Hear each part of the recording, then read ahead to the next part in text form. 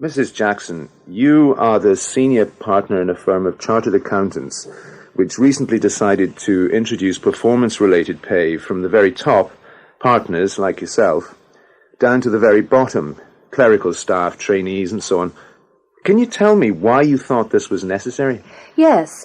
Well, previously I used to have 10% of the profits to distribute among the partners, more or less at my discretion. As you wanted to. It was entirely your choice. Yes.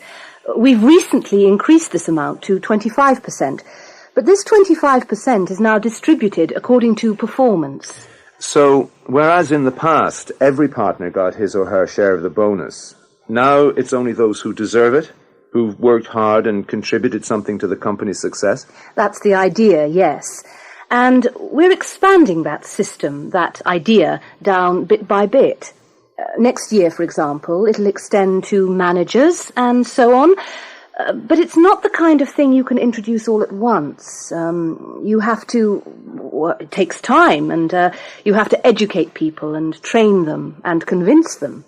Though generally, I think, people welcome the idea of reward matching contribution, of earnings being related to how much you have contributed to the success of the business.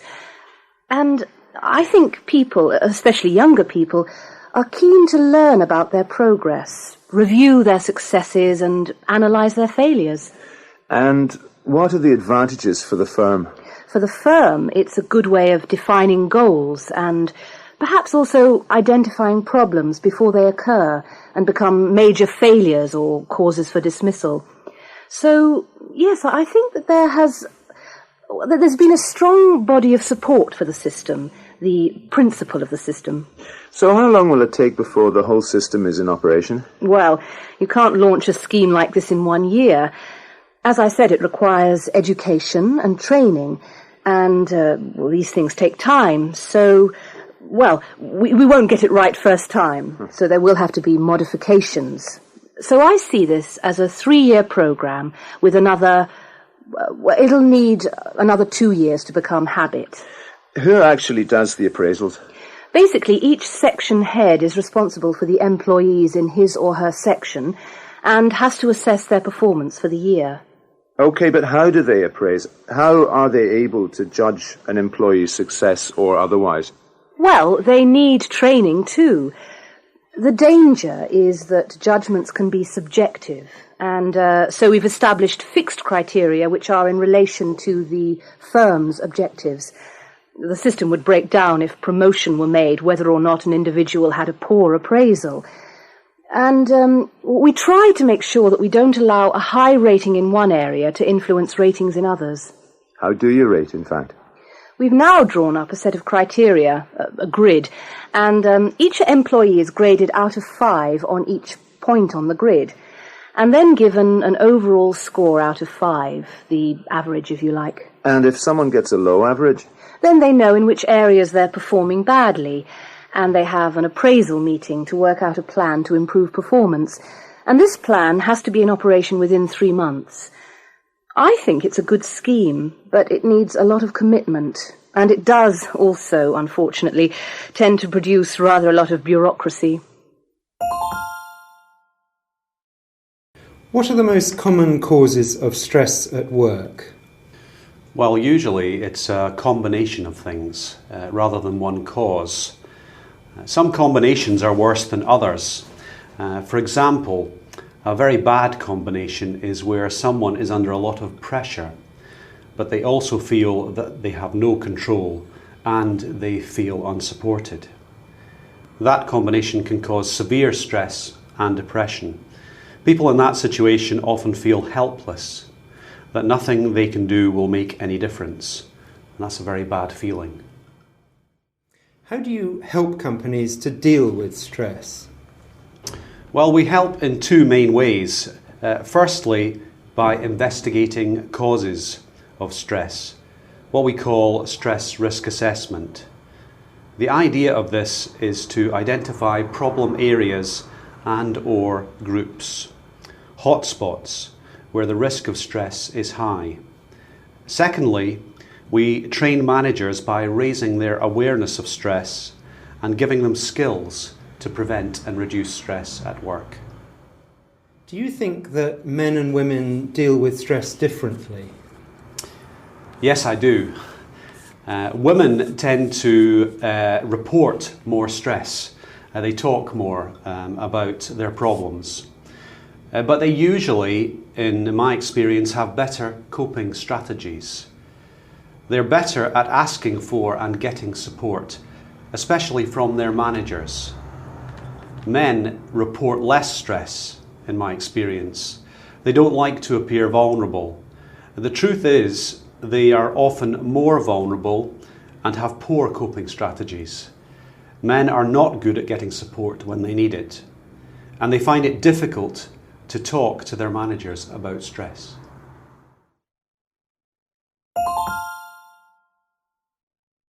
I think we should do a lot more to improve our staff's health and fitness. What do you think, Monica? I agree. There are all sorts of things we could do to help staff to become more healthy and stay healthy. For one thing, we could offer them a free medical checkup every year. Right, that's a good idea. A lot of firms do that. And how about having a no smoking policy in the staff restaurant? What do you think about that, Tanya? I don't think I like the idea very much. It wouldn't be good for morale. A lot of our staff smoke. They'd be against it, I'm sure of that. I think we should improve the food. A lot of the dishes aren't healthy. There's far too much fatty food. Not enough fish, fruit, and vegetables. True. We could change the menus and offer healthier meals. Oh, I like that idea. What about setting up a counselling service, Vincent? Some staff are under a lot of stress. It affects their work and they need professional help. I don't know, Monica. It'd be very expensive to set up a service like that. Anyway, we have a company doctor. That's her job, isn't it? I've got another suggestion. We could talk to the manager of our local sports centre and arrange a company membership. What do you think, Tanya? I don't know. It sounds interesting, but it could be very expensive. A group fee for all our staff would probably cost a fortune. What's your opinion, Monica? I think you're right, Tanya. It'd cost a lot, and I'm not sure how many staff would actually use the centre. Some people say it hasn't got many facilities. I can't agree with you there. It's got a very good pool and sauna. If we could negotiate a low membership fee, it might be worth considering, surely. Yes, it's worth checking out, I suppose. A lot of staff might enjoy having a swim at lunchtime or after work. And a sauna is very relaxing, I must admit. Maybe, but there are so many other things we could do. Things which are less expensive, but they'd improve people's health just as much. Let me tell you about a few ideas I have. 1. Yeah, that's exactly the problem. I just can't cope anymore. So many people have lost their job. You wonder when your turn will come. And of course, all these redundancies mean that fewer people have got to do more work. On top of that, there's a lot of paperwork, a lot more than last year. The bureaucracy's just unbelievable. And if that wasn't bad enough, there are all those meetings you've got to attend. Most of them just a waste of time, if you ask me. 2. You can ask anyone in this department, and we'll all tell you that we have to spend far too much time on administrative tasks. But my other complaint is that we have far less freedom than before. There's a lot of control, and our work is monitored very closely. It's very stressful when you feel you are being watched all the time. 3. I certainly feel under a lot of pressure. I find it difficult now to focus on my work, simply because there isn't enough space, and we have no privacy either. None of us likes to work in an open-plan office. I and 3 others are cooped up in a small area where there isn't even a window. 4. I love what I do, But the problem is that it's become really difficult to work in such a noisy environment. The office has become a nightmare. You're trying to do your stuff and then 5 telephones start ringing around you. I'm interrupted hundreds of times a day. We all are. 5. Well, we all know that the company has known better times. But things really started to go very wrong when Mrs. Anderson, the new director, was appointed. That may sound like an awful thing to say, but I know it's an opinion most of my colleagues share. We need someone we can talk to, someone who will listen to what we have to say. But talking to her is like talking to a brick wall. She never tries to understand our point of view. 6. As far as I'm concerned, the main problems are the threat of further staff cuts and also the unreasonable workload. We've already talked enough about that, I think, but there's another source of stress in this department, I'm afraid, and that's our new director. I've been patient. We've all been patient and hoped she'd change somehow, but she didn't.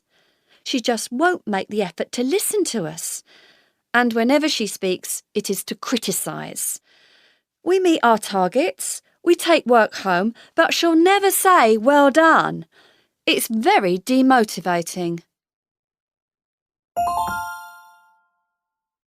Hi, Florin. Oh, hi, Nina. How are you? How was last night? We made some progress, but the meeting lasted 3 hours. You're kidding. No, I got home at about midnight. I'm really tired. Oh. So, why are you in so early? I have to present my findings at 11 o'clock. I think Anton would have waited for the results. I know, but I don't have time. I've still got 5 days holiday left from last year, and I'm taking the kids camping tomorrow. They're so excited. Oh, that'll be nice. What about you? Did you go out again last night? No, my girlfriend had to work late too. So I made dinner and watched a boring documentary about plants. She wants to take me somewhere this Saturday, but I've already told Anton that I'll join him and the sales team from Kyoto for golf. Maybe you should take some holiday too. I don't have any left. Remember, I used it all for my walking tour in Morocco. Oh, that's right. I should give you some of mine. So, how was your first week? Do you like working in HR? Yes, it's great. I'm really interested in human resources now. And I really enjoy working with Chris. He has so much experience. Good. Do you want to stay with him or spend some time with marketing next week? I don't mind. I know marketing have a conference coming up in Copenhagen, and I thought you could go with them. Great. You can see what they do, and of course you get to see Copenhagen. Sounds good. Is this your first time in Europe? Yes, it's my first time out of Brazil. Really? I'm very fond of Brazil. Have you been there? A number of times, actually. Mainly to Rio on business. Anyway, we need to make sure you have plenty of time for travel while you're here. Chris is taking me to the country this weekend. Good. What sort of things do you like doing? I really like just walking around the city to get to know it a bit. And I need to do some shopping as well. Oh, there are plenty of shops in the city if you like that. Actually, I'm not crazy about shopping, but I need a few things for my room. There are also some really interesting museums if you like that kind of thing. Actually, I'm not keen on museums either, but I like going to art galleries. That's good, because there are lots of galleries too. How is the accommodation? How do you find the family? It's fine, and the family has been very nice. That's good. They're very quiet compared to mine. I have 4 sisters. Really? Oh, look, before I forget. Really? Oh, look, before I forget. Next week you have a desk to work from. I'm sorry you didn't have a place this week. Oh, it's no problem. And you have a phone and your own email address. Wonderful. Let me write it down. Your extension is 351. Press 9 for an outside line. What's the company number? 0046 is the international code for Sweden. And then 096 745 6745. And your email is mirella_2@dipris.se. Is that S for sugar, E for egg? That's right. Okay, well, I need to go, I'm afraid. Me too. Can I give you a lift?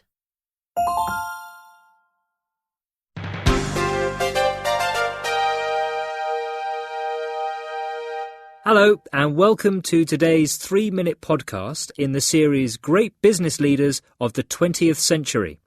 Today, we're going to hear about a beauty industry icon who literally changed the face of the cosmetics industry, Estée Lauder.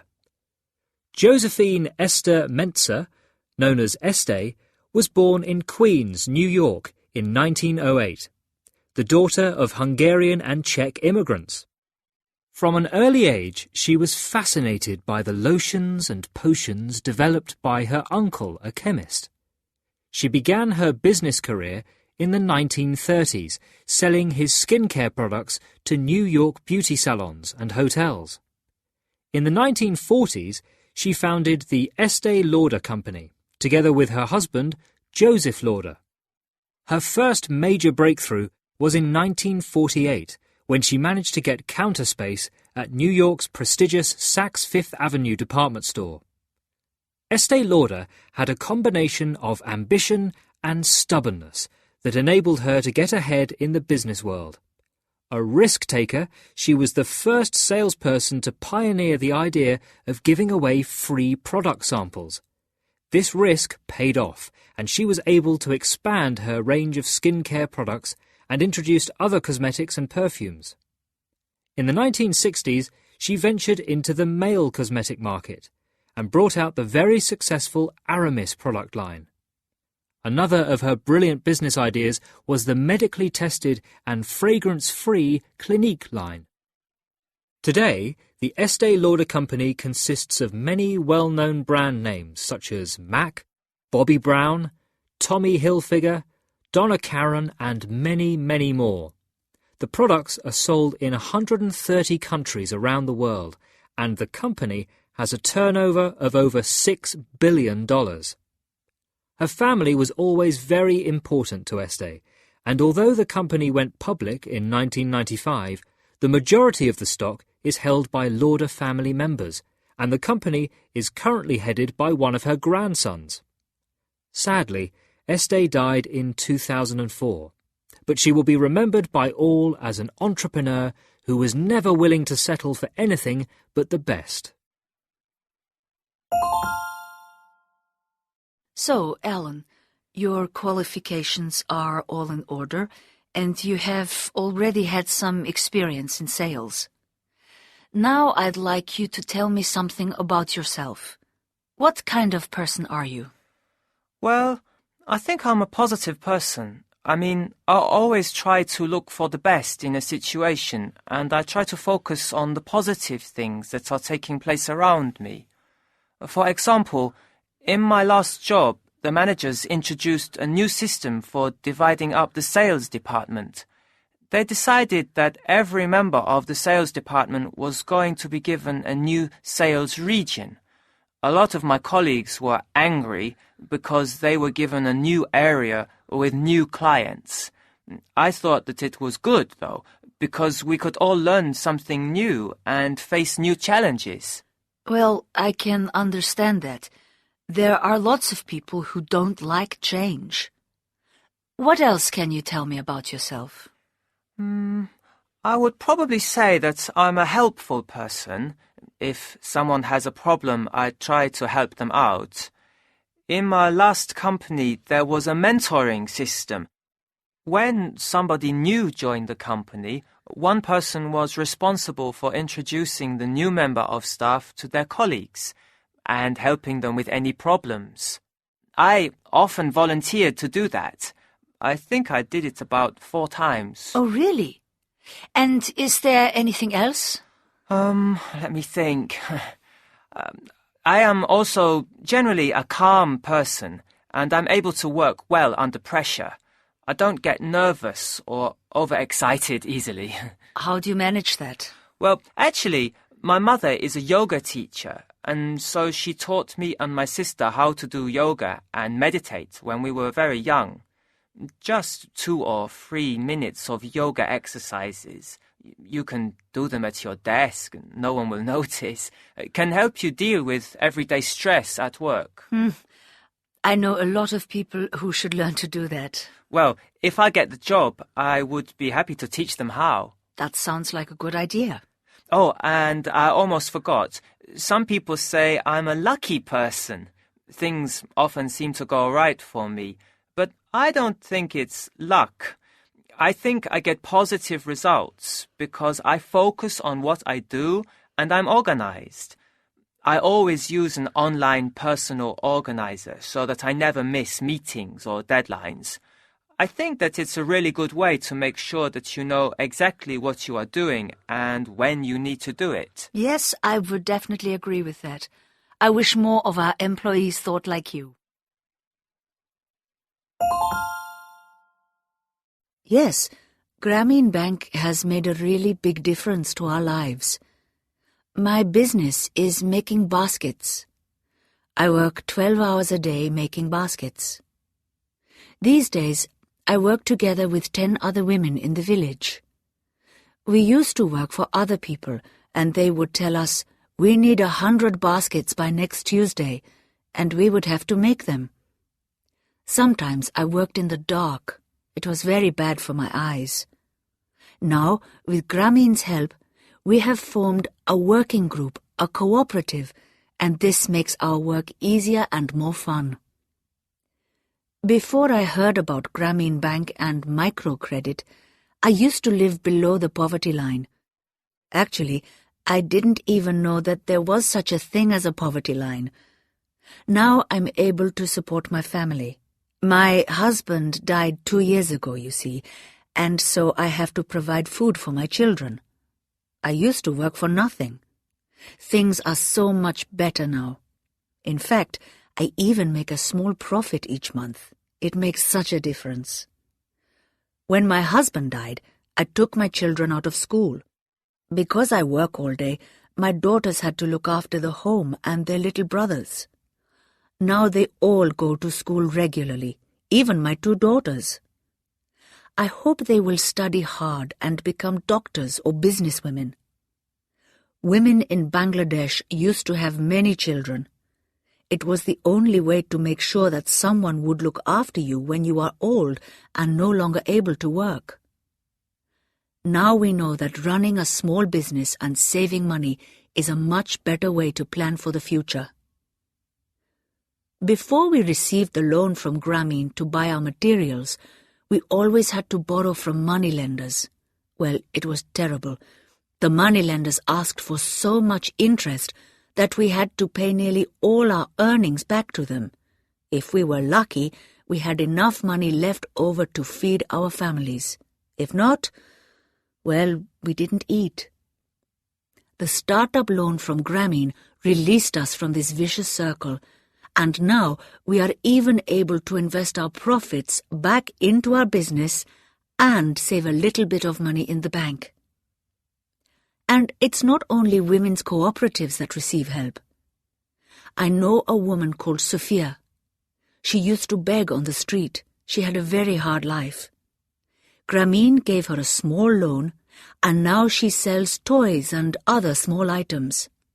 She's still on the street every day, but she's not begging anymore. Grameen has really made a huge difference to the lives of the people in our village.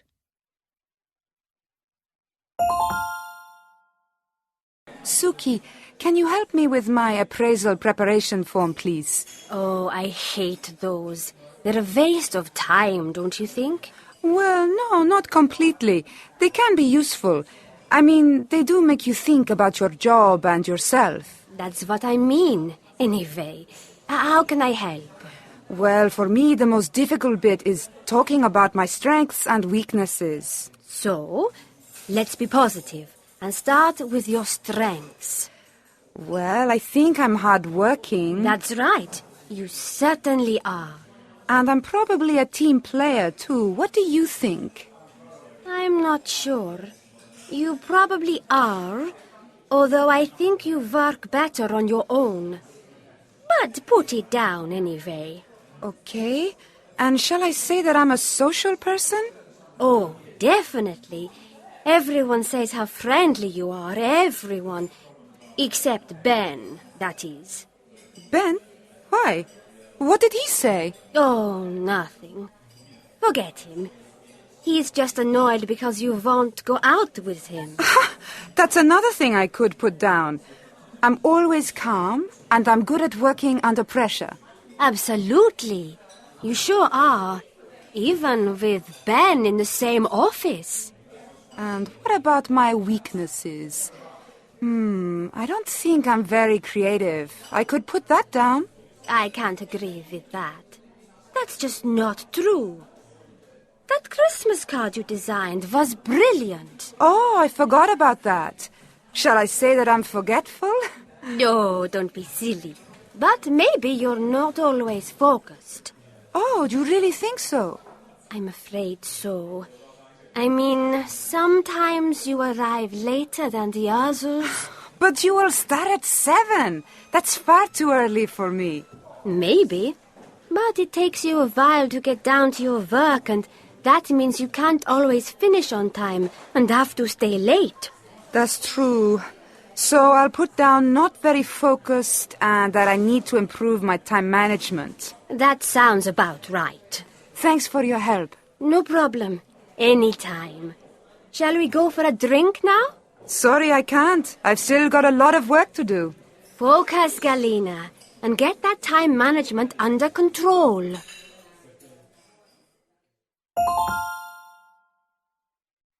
Okay, so we've talked about your job description, your responsibilities and your duties.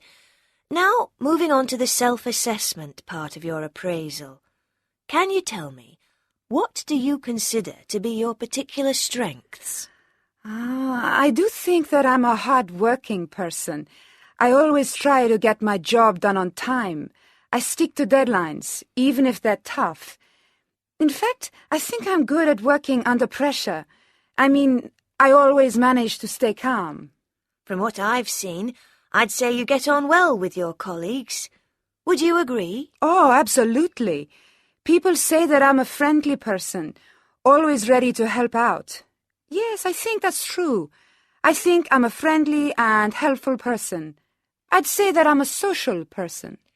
Your section leader, Alan, thinks that you sometimes have problems working as part of a team. Do you agree? Well, no, not completely.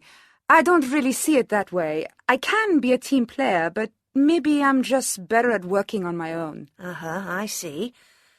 Now, we don't like to talk about weaknesses here in this company, but as we all know, nobody's perfect.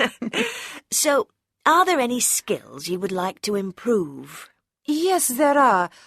Although I'm good at working under pressure, I would like to improve my time management. I often find that I have to stay longer than my colleagues in the evenings in order to get my work finished. And why do you think that is? Well, at home in my country, people start work later. That's what I'm used to. And so I often come in later than the others. With the flexi time, that's not a problem. But then I often find I can't start work immediately. I allow myself to be distracted too easily. So maybe I also need to be more focused? So, would you agree that you need to work on your time management and learn to be more focused? Yes, I agree with that. Fine. So, how can we help you? Well, maybe we could...